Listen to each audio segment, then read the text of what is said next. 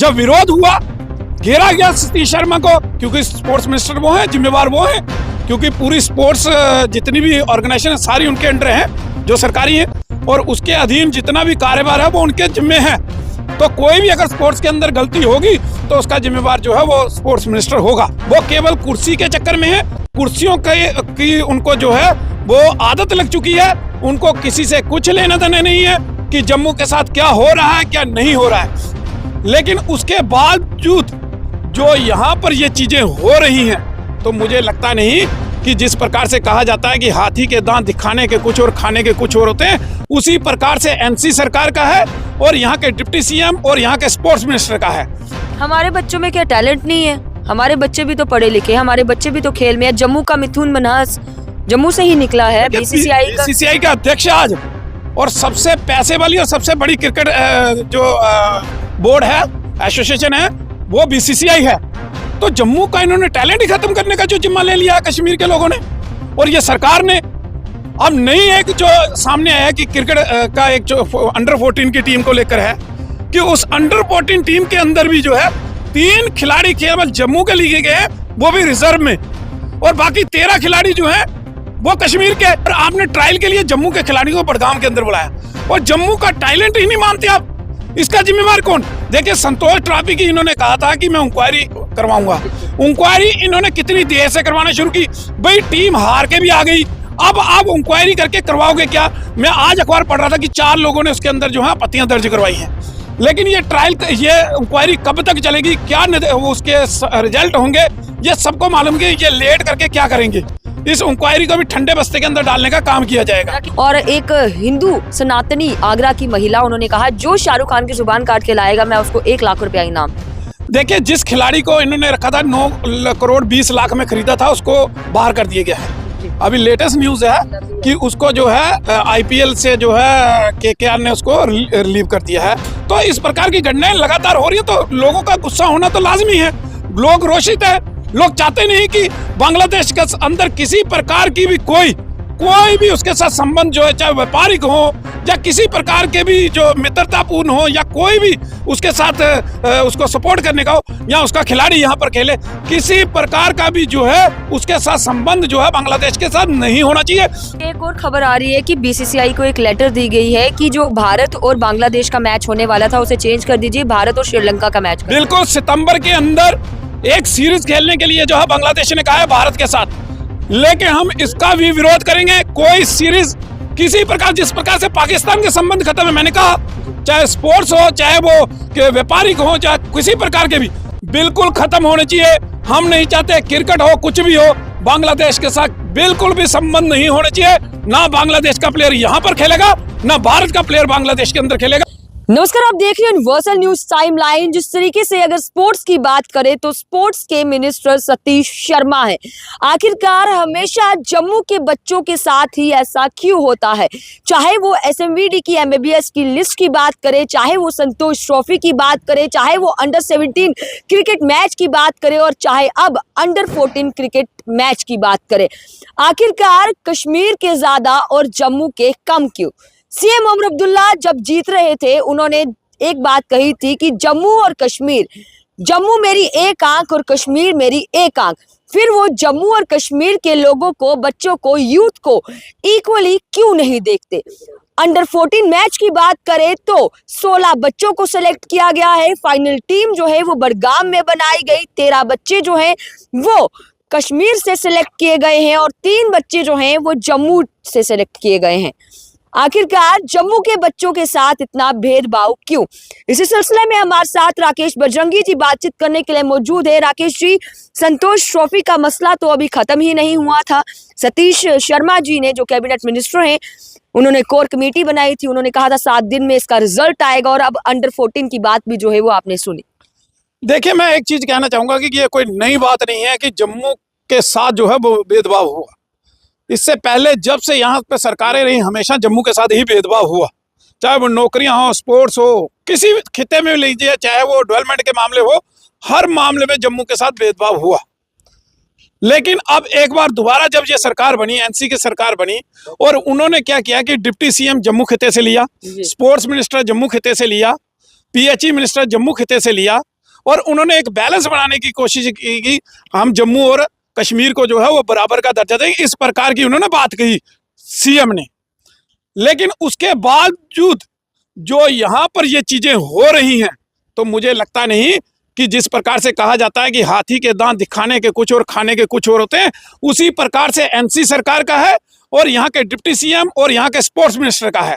वो केवल कुर्सी के चक्कर में है, कुर्सियों की उनको जो है वो आदत लग चुकी है। उनको किसी से कुछ लेना देना नहीं है कि जम्मू के साथ क्या हो रहा है क्या नहीं हो रहा है।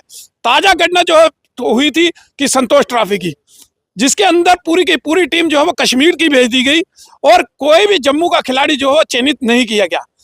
जब विरोध हुआ, घेरा गया सतीश शर्मा को, क्योंकि स्पोर्ट्स मिनिस्टर वो हैं, जिम्मेवार वो हैं, क्योंकि पूरी स्पोर्ट्स जितनी भी ऑर्गेनाइजेशन सारी उनके अंडर है जो सरकारी है, और उसके अधीन जितना भी कारोबार है वो उनके जिम्मे है। तो कोई भी अगर स्पोर्ट्स के अंदर गलती होगी तो उसका जिम्मेवार जो है वो स्पोर्ट्स मिनिस्टर होगा। हमारे बच्चों में क्या टैलेंट नहीं है? हमारे बच्चे भी तो पढ़े लिखे हैं, हमारे बच्चे भी तो खेल में है। जम्मू का मिथुन मन्हास जम्मू से ही निकला है, बीसीसीआई का अध्यक्ष आज, और सबसे पैसे वाली और सबसे बड़ी क्रिकेट जो बोर्ड है, एसोसिएशन है, वो बीसीसीआई है, और उसका जो अध्यक्ष है वो जम्मू का मिथुन मन्हास, जो यही खेलता है। हमने खेला उसके साथ, देखा उसको, और वो व्यक्ति जब वहां पर है, इतने बड़े ओहदे पे बैठा है, तो जम्मू का इन्होंने टैलेंट ही खत्म करने का जो जिम्मा ले लिया है कश्मीर के लोगों ने और ये सरकार ने। अब नई एक जो सामने आया है कि क्रिकेट का एक जो अंडर 14 की टीम को लेकर है, कि उस अंडर 14 टीम के अंदर भी जो है 3 खिलाड़ी केवल जम्मू के लिए गए हैं, वो भी रिजर्व में, और बाकी 13 खिलाड़ी जो है वो कश्मीर के। और मैं कहना चाहता हूं कि सर्दियों का समय है, ठंड का समय है, आपने ट्रायल के लिए बडगाम के अंदर बुलाया, जबकि हमेशा जो है सर्दियों में ट्रायल जो है जम्मू के अंदर होते हैं, और आपने ट्रायल के लिए जम्मू के खिलाड़ियों को बडगाम के अंदर बुलाया, और जम्मू का टैलेंट ही नहीं मानते आप। इसका जिम्मेवार कौन? देखिए, संतोष ट्रॉफी की इन्होंने कहा था कि मैं इंक्वायरी करवाऊंगा। इंक्वायरी इन्होंने कितनी देर से करवाना शुरू की, भाई टीम हार के भी आ गई, अब आप इंक्वायरी करके करवाओगे क्या? मैं आज अखबार पढ़ रहा था कि 4 लोगों ने उसके अंदर जो है आपत्तियां दर्ज करवाई हैं, लेकिन ये ट्रायल, ये इंक्वायरी कब तक चलेगी, क्या उसके रिजल्ट होंगे, ये सबको मालूम कि ये लेट करके क्या करेंगे। इस इंक्वायरी को भी ठंडे बस्ते के अंदर डालने का काम किया जाएगा। राकेश जी, आईपीएल की बात करें, आईपीएल 2026 अब आने ही वाले हैं। बांग्लादेश के एक क्रिकेटर जो है वो शाहरुख खान ने खरीदा है, और एक हिंदू सनातनी आगरा की महिला, उन्होंने कहा जो शाहरुख खान की जुबान काट के लाएगा मैं उसको 1 लाख रुपया इनाम। देखिए, जिस खिलाड़ी को इन्होंने रखा था 9 करोड़ 20 लाख में खरीदा था, उसको बाहर कर दिया गया है। अभी लेटेस्ट न्यूज है कि उसको जो है आईपीएल से जो है केकेआर ने उसको रिलीव कर दिया है और उसको निकाल दिया, क्योंकि देश के अंदर एक भारी विरोध था, लोगों का गुस्सा था, और गुस्सा सही भी है। जिस प्रकार से हिंदू की हत्या वहां पर लगातार की जा रही है, कुछ दिनों के अंदर ही 12 लोगों को जो है उनको मारा गया। जो व्यापारी जिसको जिंदा जलाने की कोशिश जो है, जब वो घर के अंदर घुस रहा था तो उसको घसीट कर ले जाकर पेट्रोल डालकर उसको जिंदा जलाने की कोशिश की, उसने भी कल जो है वो दम तोड़ दिया।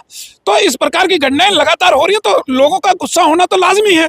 लोग रोषित है, लोग चाहते नहीं कि बांग्लादेश के अंदर किसी प्रकार की भी कोई भी उसके साथ संबंध जो है, चाहे व्यापारिक हो या किसी प्रकार के भी जो मित्रतापूर्ण हो, या कोई भी उसके साथ उसको सपोर्ट करने का हो, या उसका खिलाड़ी यहाँ पर खेले, किसी प्रकार का भी जो है उसके साथ संबंध जो है बांग्लादेश के साथ नहीं होना चाहिए। जिस प्रकार से हमने पाकिस्तान के साथ संबंध खत्म किए, उसी प्रकार से बांग्लादेश के अंदर भी जो है वो संबंध बिल्कुल खत्म कर देने चाहिए। उसका कारण ये है कि आईएसआई उधर भी चला रहा है और उधर भी आईएसआई है।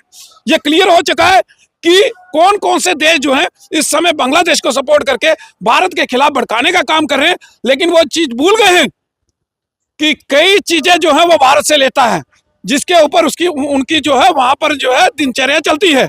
लेकिन जब भारत सख्ती करेगा, और कुछ हद तक भारत ने सख्ती की भी है, लेकिन मैं तो कहता हूं किसी प्रकार का संबंध बांग्लादेश के साथ नहीं रखना चाहिए। और 4.5 करोड़ के करीब जो बताए जा रहे हैं कि बांग्लादेशी भारत के अंदर हैं, इनको चिन्हित कर यहाँ से खदेड़ने का काम जो है वो सरकार ने करना चाहिए। उनको यहाँ रखने का कोई औचित्य बनता ही नहीं। क्यों? अभी एक और खबर आ रही है कि बीसीसीआई को एक लेटर दी गई है कि जो भारत और बांग्लादेश का मैच होने वाला था उसे चेंज कर दीजिए, भारत और श्रीलंका का मैच बिल्कुल सितंबर के अंदर एक सीरीज खेलने के लिए जो है बांग्लादेश ने कहा है भारत के साथ, लेकिन हम इसका भी विरोध करेंगे। कोई सीरीज किसी प्रकार, जिस प्रकार से पाकिस्तान के संबंध खत्म है, मैंने कहा चाहे स्पोर्ट्स हो, चाहे वो व्यापारिक हो, चाहे किसी प्रकार के भी, बिल्कुल खत्म होने चाहिए। हम नहीं चाहते क्रिकेट हो, कुछ भी हो, बांग्लादेश के साथ बिल्कुल भी संबंध नहीं होने चाहिए। ना बांग्लादेश का प्लेयर यहाँ पर खेलेगा, ना भारत का प्लेयर बांग्लादेश के अंदर खेलेगा। ये हम सरकार को जो है वो चेतावनी भी दे रहे हैं। आखिरी सवाल रहेगा, सीएम उमर अब्दुल्ला जम्मू कश्मीर के सीएम हैं, उन्होंने कहा था SMVD MBBS लिस्ट को लेकर कि हमारे बच्चे मेरिट पास करते हैं तो वो आगे आते हैं, आपके बच्चे मेरिट नहीं पास करते, तो आप इस चीज़ का इल्ज़ाम हम पे मत थोपिए, उमर सरकार पर मत थोपिए, उसको लेकर क्या कहेंगे? देखिए, इसका जवाब भी माननीय प्रवीण भाई तोगड़िया जी ने भी दिया था कि मैं कैंसर का सबसे बड़ा डॉक्टर हूं, मैं हिंदू हूं, तो मैं लायक था तो मैं सर्जन बना। आज देश के अंदर बड़े बड़े डॉक्टर जो हैं वो हिंदू हैं, अमेरिका के अंदर कई डॉक्टर जो हैं वो हिंदू हैं, बाहर कंट्रियों में जो बड़े बड़े डॉक्टर हैं सब हिंदू हैं, लायक है तभी तो पहुंचे, तभी वो बाहर फॉरेन कंट्रियों में जो है वो चाहे इंजीनियर हैं, डॉक्टर हैं, जो बड़े बड़े कंपनियों में बड़े हैं बैठे हैं, वो सब हिंदू हैं, तो लायक से तो पहुंचे ना। उमर अब्दुल्ला साहब शायद ये भूल गए हैं, लेकिन जिस प्रकार की यहाँ पर चीफ मिनिस्टर के माध्यम से जो JK बोपी और जो यहाँ के डायरेक्टर हैं उनके माध्यम से जो यहाँ धांधली हुई है, मैं तो उसकी CBI जांच मांगता हूँ। और इस जो MBBS Shri Mata Vaishno Devi medical college है जो है, इसको बंद करने के लिए अपील करता हूँ कि इसको बंद कर देना चाहिए, क्योंकि टीम ने भी दौरा किया, वहाँ किसी प्रकार की कोई भी सुविधा जो है वो, कई सुविधाएं जो है वो नहीं है और जो वहाँ पढ़ाने के लिए। और हम ये भी कहते हैं कि जो बच्चे हैं उनको दूसरी जगह कॉलेजों में शिफ्ट कर दिए जाने। कभी हमने बच्चों का विरोध किया ही नहीं, लेकिन इन्होंने जो हिंदू मुस्लिम करने का काम जो है इन नेताओं ने किया, चीफ मिनिस्टर ने किया। और हमें यह लगता था कि जिस प्रकार की चीफ मिनिस्टर की स्टेटमेंट है, वो चीफ मिनिस्टर केवल कश्मीर का चीफ मिनिस्टर है, जम्मू का चीफ मिनिस्टर नहीं है। और जम्मू को इन्होंने हमेशा इग्नोर करने का काम और जम्मू के साथ भेदभाव करने का काम जो है वो इन्होंने हमेशा किया। आप सनातनी हैं, आप हिंदू हैं, पहले देश या फिर अन्य चीज़ है? देखिए, सबसे पहले देश है, हम रहेंगे, देश रहेगा तो सनातन भी रहेगा, सब कुछ रहेगा। पर अगर देश ही नहीं रहा तो हम कहाँ जाएंगे? तो ये देश के अंदर पहले जो है वो संविधान, हमारे संत बोलते हैं कि संविधान पहले है, लेकिन हम संविधान के बाद हमारा सनातन है, हमारा धर्म भी है।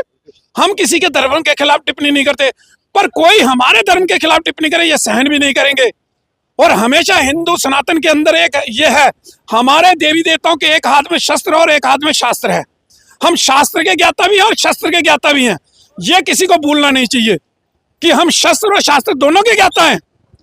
तो जरूरत पड़ने में शस्त्र भी चलते हैं, और जब शास्त्र की जरूरत पड़ेगी तो हम शास्त्र भी पढ़ के सुनाएंगे। तो इसलिए ये किसी को भूलना नहीं चाहिए।